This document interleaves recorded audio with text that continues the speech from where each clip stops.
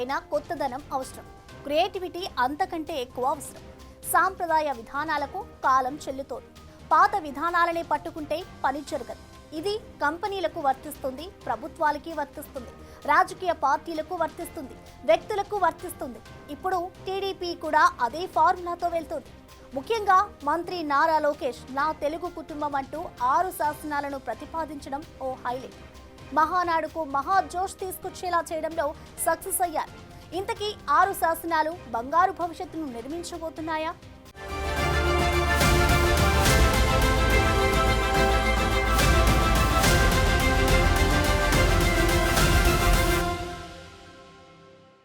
మొదటిది తెలుగు జాతి విశ్వఖ్యాతి. నేడు దేశంలోనే తెలుగుదేశం వల్ల తెలుగు వాళ్ళకు ప్రత్యేక గౌరవం గుర్తింపు వచ్చింది. ఆనాడు అన్నగారిని బర్తరఫ్ చేస్తే ఢిల్లీలో మెడలు వంచి తిరిగి ముఖ్యమంత్రి అయ్యారు అన్నగారు. అదే తెలుగు జాతి పౌరుషం. రెండోది యువగలం. తెలుగుదేశం పార్టీలో యువతకు పెద్ద పీట వేస్తున్నాం. వేదికమైన మీరు చూస్తే అర్థమవుతుంది. మొన్న జరిగిన ఎన్నికల్లో 164 శాసనసభ్యుల్లో 88 మంది మొదటిసారి గెలిచిన శాసనసభ్యులు ఉన్నారు. కేబినెట్లో కూడా తీసుకుంటే 25 మంత్రులకి ఏకంగా 17 మంది మొదటిసారి మంత్రులుగా కూడా నియమించారు గౌరవ జాతీయ అధ్యక్షులు చంద్రబాబు నాయుడు గారు. మూడోది స్త్రీ శక్తి. అన్న ఎన్టీఆర్ మహిళలకు ఆస్తుల్లో సమాన హక్కు కల్పించారు. మహిళలకి ఆర్థిక స్వాతంత్రం ఇచ్చింది మన చంద్రన్న. గత ప్రభుత్వంలో శాసనసభ సాక్షిగా తల్లిల్ని అవమానించారు. సొంత తల్లిని చెల్లిని మెడబెట్టుకుని బయటికి గెంటేశారు. అర్థమైందా రాజా? అర్థమైందా రాజా? ఉద్యోగ ఉపాధి అవకాశాల్లో మహిళలకు రిజర్వేషన్, మహిళలకు విశ్వవిద్యాలయాలు, దీపం పథకం ఇచ్చింది తెలుగుదేశం. సోషల్ రీఇంజనీరింగ్, పేదరికం లేని సమాజం తెలుగుదేశం పార్టీ లక్ష్యం.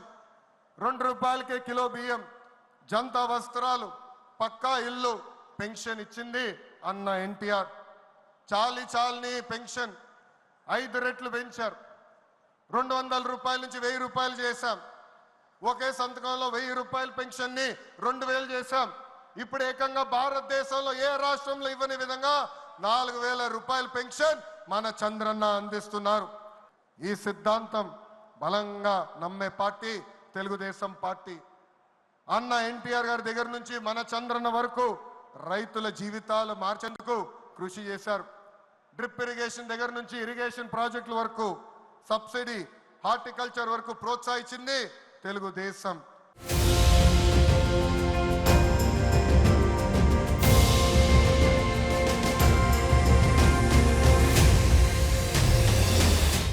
ఇది 6 శాసనాల స్వరూపం. టీడీపీ మహానాడు అంటే కార్యకర్తలకు పండుగ. ఈ పండుగ సంబురాన్ని మరింత రెట్టింపు చేయటం, ఒక పవర్ఫుల్ అవుట్పుట్ ఈ వేదిక ద్వారా బయటకు తీసుకురావటం ద్వారా లోకేష్ ఓ అడుగు ముందుకేశారు. మినీ మహానాడు సదస్సులు, తీర్మానాలు, చర్చలు ఇవన్నీ కామనే. అయితే మహానాడు వేదికగా లోకేష్ ప్రవేశపెట్టిన 6 శాసనాలు ఒక చర్చకు దారితీశాయి. ఈ శాసనాలు టీడీపీ వ్యవస్థాపకుడు ఎన్టీ రామారావు సిద్ధాంతాలకు తగ్గట్లు మారుతున్న కాలానికి మరో రూపంగా పార్టీని బలోపేతం చేయటం లక్ష్యంగా ఉన్నాయి. అంతేకాదు ఈ శాసనాలు పార్టీ భవిష్యత్ దిశను నిర్దేశించడానికి సమకాలీన సవాళ్లను ఎదుర్కొనేలా రూపొందించారు.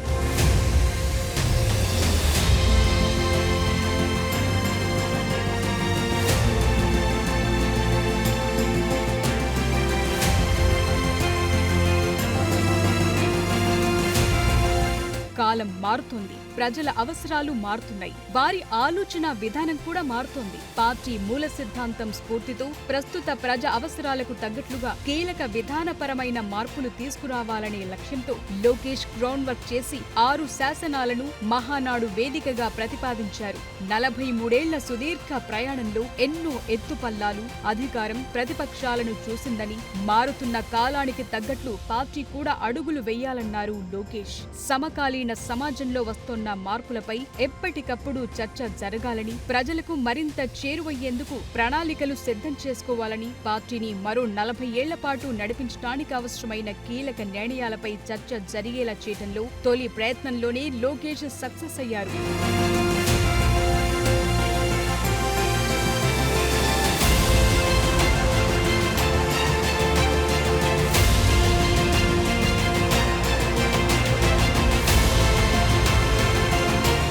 తొలి శాసనంలో తెలుగు జాతి విశ్వఖ్యాతి అంటూ ముందుకొచ్చారు. తెలుగు జాతి గుర్తింపును ప్రపంచ స్థాయిలో ఉన్నతం చేయటం, విద్య, సాంకేతికత, రాజకీయాలు, వ్యాపార రంగాల్లో తెలుగువారి ఆధిపత్యాన్ని పెంచే లక్ష్యంగా ఈ తొలి శాసనముంది.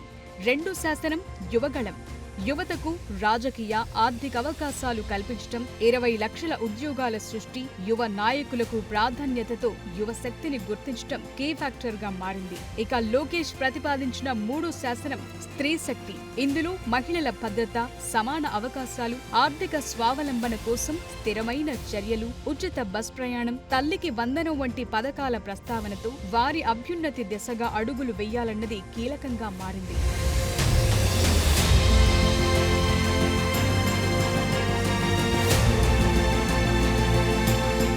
ఇక నాలుగో శాసనం పేదల సేవలు, సోషల్ రీఇంజనీరింగ్. ఇందులో పేదరిక నిర్మూలన కోసం P4 అంటే public private people partnership model ద్వారా సామాజిక న్యాయం చేయటం, వెనుకబడిన వర్గాల సాధికారతకు కృషి చేయటం ఉన్నాయి. అటు ఐదో శాసనం అన్నదాతకు అండగా. అందులో రైతులకు నీటిపారుదల, పంటలకు సబ్సిడీలు, ఏటా 20,000 రూపాయల ఆర్థిక సహాయం, న్యాయమైన మద్దతు ధరలు అందించడం టార్గెట్ గా పెట్టుకున్నారు. ఇక ఫైనల్ గా ఆరు శాసనం కార్యకర్తే అధినేత. ఇందులో టీడీపీ పార్టీలోని కార్యకర్తలే పార్టీ బలంగా గుర్తించి వారికి బీమా, విద్య, ఆరోగ్యం, ఉపాధి అవకాశాల ద్వారా సాధికారత కల్పించడం లక్ష్యంగా ఉన్నాయి.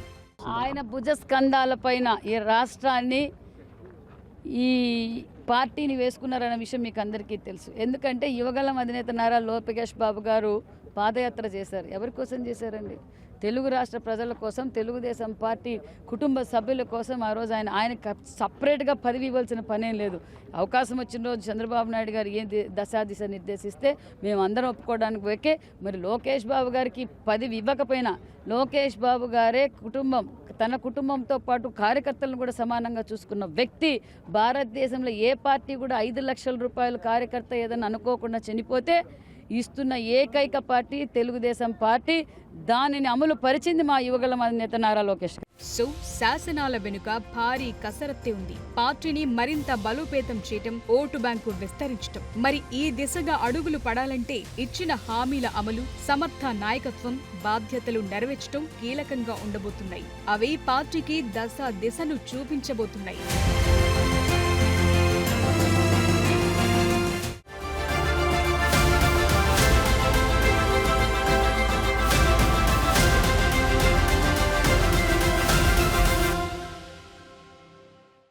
లోకేష్ ఈ 6 శాసనాలను ఎందుకు ప్రవేశపెట్టారు? వాటి ఇంపాక్ట్ పార్టీపై, జనంలో ఎలా ఉండబోతుందన్నది కీలకంగా మారుతోంది. మహానాడు వేదికగా చర్చనీయాంశం కూడా అయింది. సాధారణంగా జరిగే మహానాడులో ఇలా 6 శాసనాలంటూ కొత్త ప్రతిపాదన పెట్టడం కీలకంగా మారింది.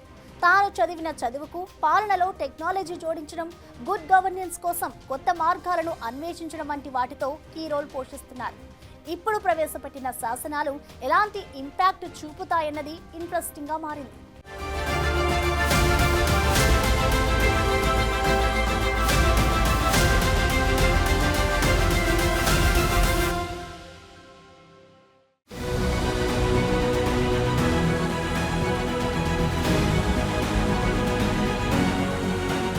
Good is not good, better is expected అంటారు కదా.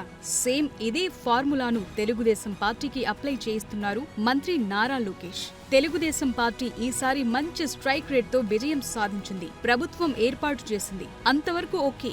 మరి వాట్ నెక్స్ట్? సవాళ్లెన్నో ఎదురవుతుంటాయి, సమస్యలొస్తుంటాయి, ప్రత్యర్థులు దూసుకొస్తుంటారు. మరి ఇలాంటి వాటి నుంచి అలర్ట్ గా ఉండటం, భవిష్యత్తులో పార్టీని బలోపేతం చేసుకోవటం, జనంలో నమ్మకం పెంచుకోవటం ఇవన్నీ కీలకమే. సరిగ్గా సరైన సమయంలో నారా లోకేష్ ఇదే పని చేశారు.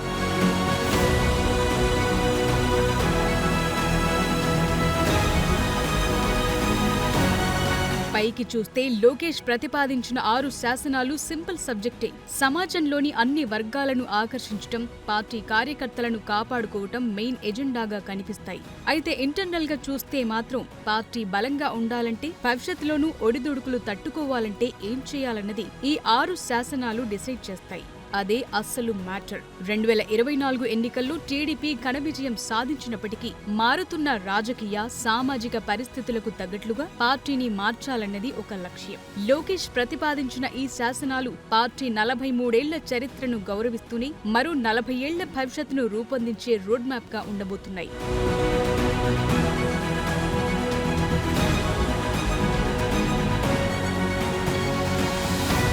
ఎవరైనా ఎప్పటికప్పుడు అప్డేట్ కావాల్సిందే, లేకపోతే మ్యాటర్ చరిత్రే అవుతుంది. మహానాడు వేదికగా లోకేష్ చెప్పింది ఇదే. తాను ప్రతిపాదించిన శాసనాల స్ఫూర్తిని, ఆ నాడిని పట్టుకోవాలంటున్నారు. యువత, వివిధ సామాజిక వర్గాలను ఆకర్షించే క్రమంలో చాలా పాయింట్స్ నోట్ చేశారు. తాను చేసిన యువగళం పాదయాత్ర ద్వారా యువతతో ప్రత్యేక అనుబంధం పెంచుకున్నారు. చాలా సమస్యలు, జనం ఏం కోరుకుంటున్నారు, పాలకులు ఏం చేయాలి, కామన్ సమస్యలేంటి, వాటిని సింపుల్ గా పరిష్కరించడం ఎలా, ఇవన్నీ యువగళం పాదయాత్రలో లోకేష్ అర్థం చేసుకున్నారు. ఆ ఆలోచనల్లో భాగంగానే వచ్చింది వాట్సాప్ గవర్నెన్స్. ఈ ఐడియానే చాలా యూనిక్. దేశంలో ఏ రాష్ట్రంలోనూ లేదు. మనమిత్ర పేరుతో 2025 జనవరి 30న ప్రారంభించిన తొలి దశలో 161 పౌర సేవలను అందించింది. మార్చి 7, 2025 నాటికి ఈ సేవల సంఖ్యను 200కు విస్తరించారు. మొత్తం 500కు పైగా సేవలు వాట్సాప్ ద్వారా అందించే లక్ష్యం పెట్టుకుంది కూటమి ప్రభుత్వం.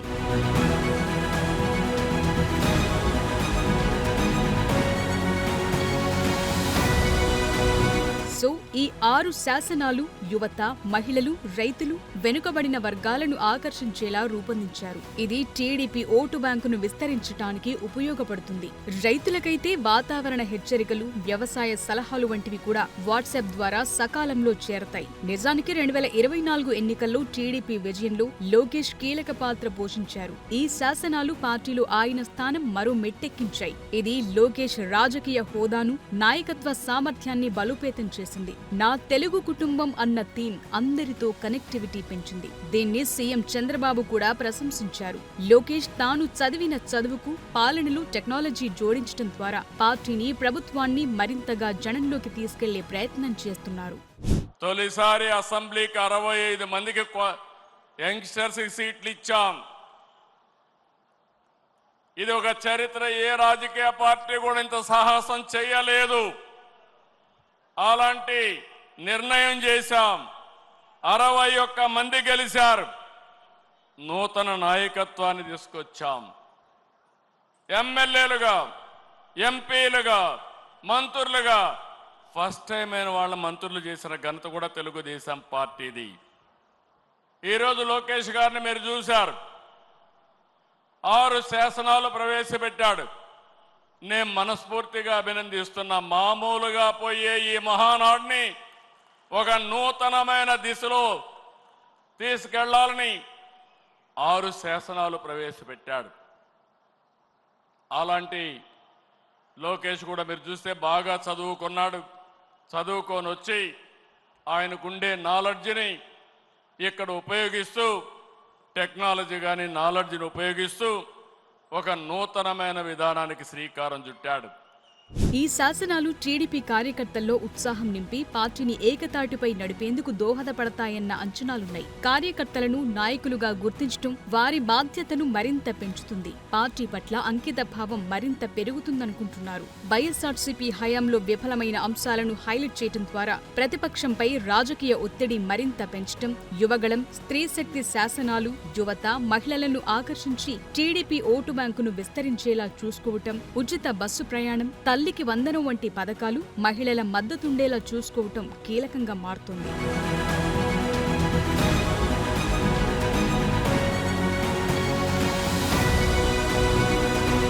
రైతులకు ఆర్థిక సహాయం, సబ్సిడీలు వంటి హామీలు గ్రామీణ ఓటర్లను ఆకర్షిస్తాయి. ఇది టీడీపీకి రాష్ట్ర వ్యాప్తంగా బలం చేకూరుస్తుంది. ఇక యువతకు 20 లక్షల ఉద్యోగాలు, పరిశ్రమల ఆకర్షణ, ఆంధ్రప్రదేశ్లో ఆర్థిక వృద్ధికి ప్రోత్సాహం, ఐటీ, విద్యారంగాల్లో లోకేష్ తీసుకొస్తున్న సంస్కరణలు ఈ శాసనాలకు బలం చేకూరుస్తాయి. అంతేకాదు ఈ నిర్ణయాలతో టీడీపీలో లోకేష్ స్థానం మరో మెట్టు పెరుగుతుంది. అందుకే లోకేష్ ఎలివేషన్ గురించి మహానాడులో పెద్ద చర్చ జరుగుతోంది.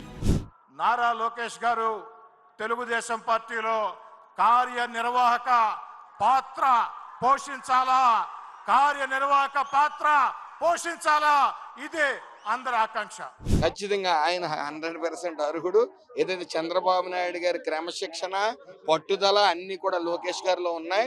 ఆ లోకేష్ గారి ఎక్కడ అడుగు పెడుతుంటే అక్కడ మొన్న అమరావతికి కూడా ఆయన పిలుపు మేరకు లక్షల్లో వచ్చారు. ఆనాడు ఎన్టీ రామారావు పెట్టినప్పుడు ఉన్నటువంటి లీడర్స్ ఈరోజు చాలామంది చనిపోయారు, కొంతమంది ఉన్నారు. ఇప్పుడు అది సరిపోదు. ఈరోజు కొత్త జనరేషన్ వస్తుంది. దానికి అనుగుణంగా నాయకత్వాన్ని కూడా కొత్త నాయకత్వాన్ని తీసుకురావాల్సినటువంటి అవసరం ఉంది.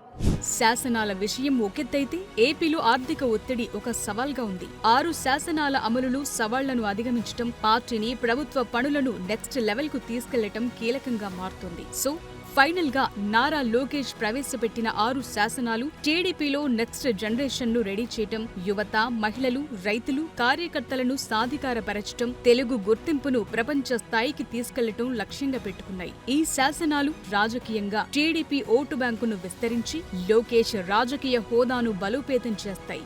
సో 6 శాసనాలు 60 ఫలితాలన్నట్లుగా కథ మారుతోంది.